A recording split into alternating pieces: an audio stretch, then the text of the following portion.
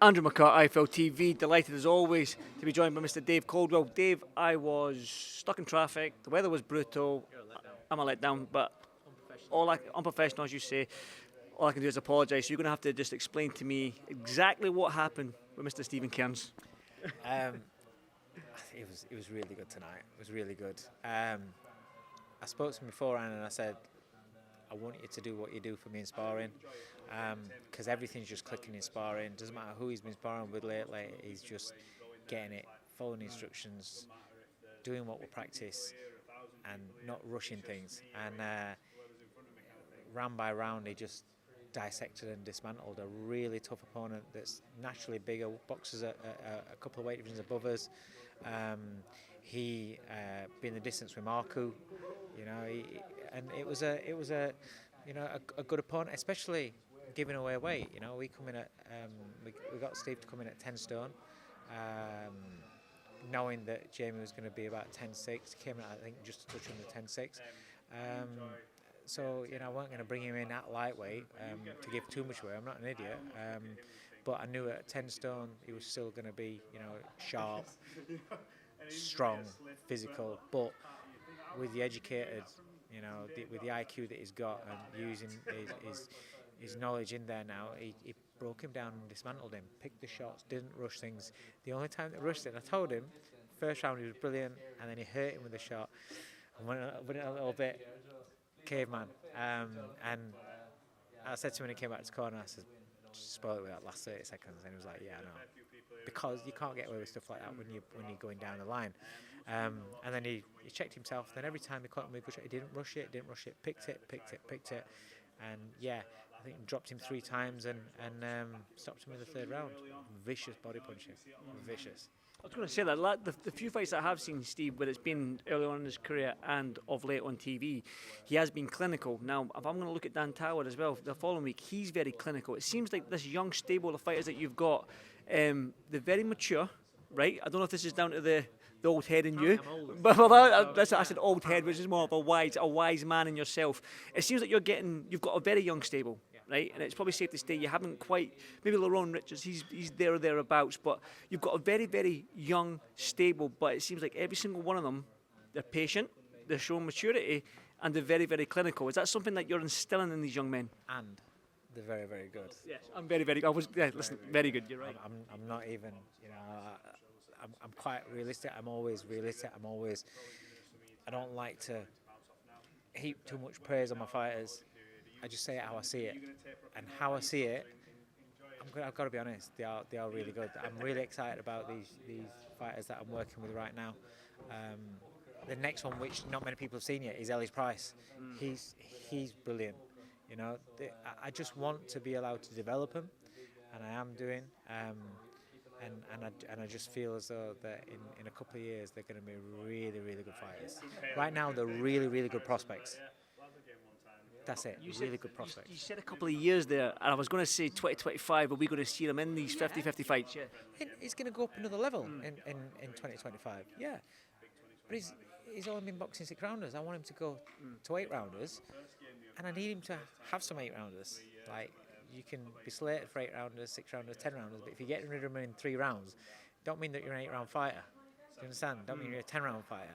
So I need him to have the grounding. You know, the same with Dan Toward as well.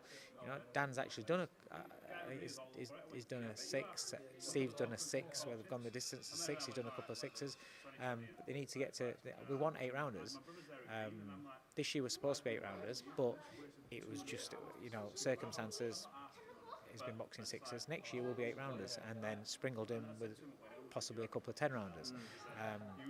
But I'm not one of these. Just there's a craze at the moment where it seems though if your prospect is good and you think he can do something, you try and go from step 3 to step 100 as quick as possible. But I'm kind of like probably old school in the way that I want to kind of give them the foundations and then the bridging fights and keep stepping up and develop them, allow them time to develop, because there's a big jump in a lot of fighters. You chuck someone in that's really, really good, really good prospect, and they go in a little bit too deep, and then either it can you know, the problem is that promoters sometimes they fall in love with a fighter, and then once there's a chink in the armour, a bad performance or they get beat, they're right back at the bottom of the queue. And they can't really, because there's nothing wrong with getting beat. There's nothing wrong with getting beat or having a struggle or anything like that when you're learning the game. As long as you're allowed to learn from it. And in order to learn from it, you go, you watch, you see where you went wrong, see what you need to work on to bridge that gap, go back to the gym, work on it, and then fight. But then if they're not getting the fights because they're on the bottom of the queue and they're waiting, and I've experienced that with fighters before. So I'm kind of, it's probably, that's what's made me a little bit wary that I don't want to rush them, because if ever that happened, then back at the queue. It's not that you're worried about them getting beat, you're worried about what comes with the loss in this day and age. You're not a guy that brags. You're quite humble, and you I know you're a bit opinionated when it comes to fights, but when you talk about your stable, you're quite grounded. But have you got the best young stable in Britain? Just brag. Yeah, I think I generally do think that my stable is in terms of prospects, it's fucking brilliant. I couldn't wish for a better group of fighters. You know, they listen, they do what I ask of them, they dedicate. Listen, everybody's dedicated. It's like what I said to them. Everybody's dedicated. Everybody lives it. But there's something about these, you know, yeah. Everybody's going to say their stable's the best, but yeah, mine is. It'd be remiss of me not to talk about, because normally I get you on a Zoom call when something big happens in the boxing world and we talk about it. Now I want to talk about this February 22nd card. Quick segue away from this. This February 22nd card in Saudi Arabia, is that the best card that you've seen in your time in the sport? I was trying to think back. I've been in boxing 34 years. See, now you're showing your age. Yeah, but I was thinking back to, you know, remember the old Don King cards, and they were like Maurice Blocker, Terry Norris's, and all these other fighters on the same bills, Chavez, and I think they'd do about four. There'd be four really good killer fights, and then the undercards and normal undercard. This is what, 7 fights, like 7-8 fights, where it's like every single one is like wow. I think the walkout fight, the first show opener fight is it. No, that can't be the first one. I think it is. I thought it was Zhang against. I think the new poster, there's been a second poster that's been released, and it was Zhang and Ajit Kabayel's above Smith and Boatsi. But see, there you go. But any of them, it's like a what?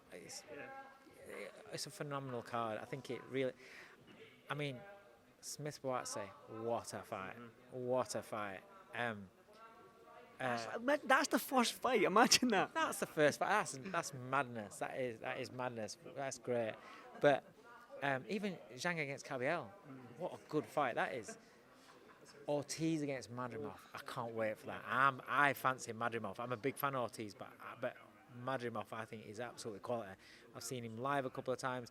I think he is real quality, and I think he beats Ortiz. He's got a big fight himself against Bocek. That's a tough fight. He gave Ortiz a tough fight. Yeah, this is old school. This is where you're having tough fight straight into another tough fight, like matter of a few weeks after. Dubois Parker, right time. Right time, because listen, they're on a great run of form, the pair of them, and 2 heavyweights on the up. perfect timing. Not 2 heavyweights on the slide, 2 heavyweights on the up. You know, it's fantastic. Do you know when I saw the announcement? I saw the first tweet. Right, I promise you. I looked at it and I just saw the names, and I was like, "Fucking hell!" I was like, "But have you seen this show?" And it was only about 5 minutes later, I noticed the 2 people at the top of that, and it was BF and BF. I didn't even realise that was the minute, and I was like, "Oh my god, it is insane." I mean, that I was there. I was lucky enough to be at the first fight, and it was just a phenomenal fight. This one I think is going to be even better, because I think I was surprised after about 4 rounds. I actually said I was surprised that BF wasn't going to the body. It's like, that's strange. First 4 rounds, they went to the body. I thought he'd have gone to the body more. I believe in the second fight, I think he'll correct that. I think he'll go to the body right from the start. But then also I look at Bivol, and I think, well, he's going in to face a monster and his power and relentlessness. And although you believe you're going to win, you have that apprehension and you put a little bit of brakes on because you're wary about what's coming back. Once you've been in it, you've tasted that power, you've tasted what it's about, you're going a little bit more confident, and you believe that you've won the fight, you're going more confident. So I think Bivol's going to be better. So I think both fighters are actually going to be better. That mean a better fight? And I think we're going to have a better fight. And I can't wait for it.